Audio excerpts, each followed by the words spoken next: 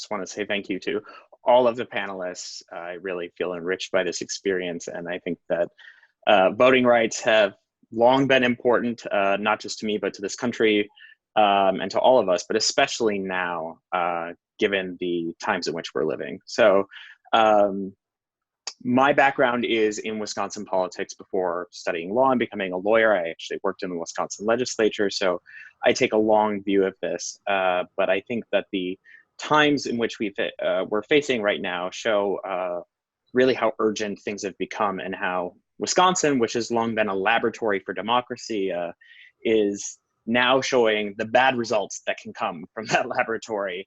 And those are particularly important for the November election. So for those of you who may have been following the news over the past month, you'll know that in Wisconsin, there was the presidential primary, as well as an election, the spring election, for a seat on the state Supreme Court. Wisconsin Supreme Court has 7 members. They're all elected positions. The court is currently held by conservatives. So this seat, and if there's to be any hope of flipping the seat toward more progressive causes, it's really important for that seat to have been switched.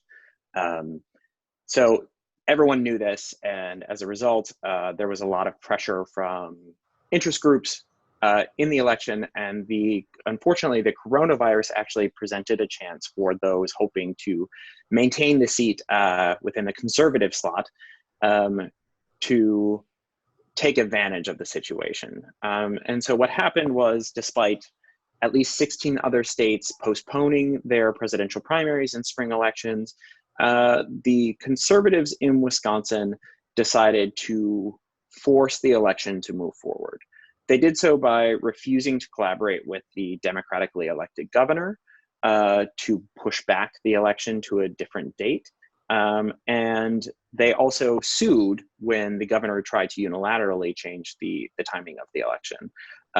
Again, if you've been following this in the news, you'll know that both the United States Supreme Court and the Wisconsin Supreme Court, which is currently in conservative hands, both then handed victories to the Republican Party, which was supporting the conservative candidate. And the view among the conservatives, it was no secret, was that they believed that forcing the election to take place during a global pandemic would benefit them.